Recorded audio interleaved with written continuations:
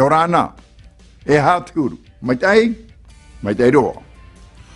Avant de vous proposer des exercices, revoyons la particule ya avec un tréma sur le i, appelé anaphorique. L'anaphorique renvoie à un mot ou à un segment de discours déjà cité. Exemple. Operaita tera et himene hape maira. C'est Praita, celui-là, qui chante faux. Avec l'anaphorique ya, tera et himene hape maira, operaita ya. Celui qui chante faux, c'est Praita. Allons-y. On plonge dans nos exercices et faituito. Exercice 1. Inverser la structure prédicat-sujet au moyen de l'anaphorique ya et traduisez. Ei aota tera. Tera, ei aota ya.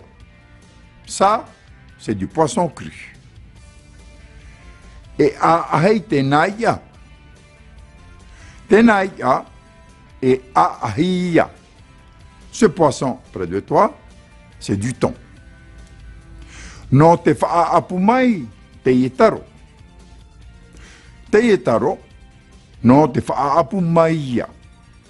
Ce taro-ci, il vient de la plantation. Exercice 2. Traduisez les questions suivantes en tahitien, puis répondez-y en utilisant le terme entre parenthèses. Ça là-bas, qu'est-ce que c'est? Pahi, bateau. Et hatera, et pahi tera. Ceci, qu'est-ce que c'est? Meia, banane. Et hateye. Et meia tena. Ça, près de toi, qu'est-ce que c'est?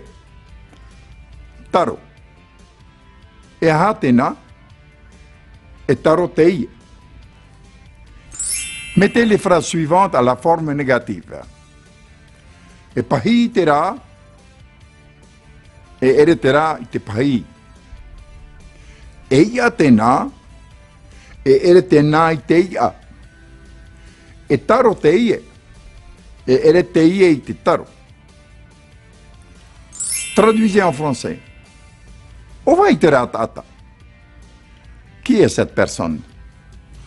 O hiro tonai oa, no taha amai ona. Son nom est Hiro, il est originaire de Taha. À demain pour d'autres exercices. Pareil et Yorana, au revoir et portez-vous bien.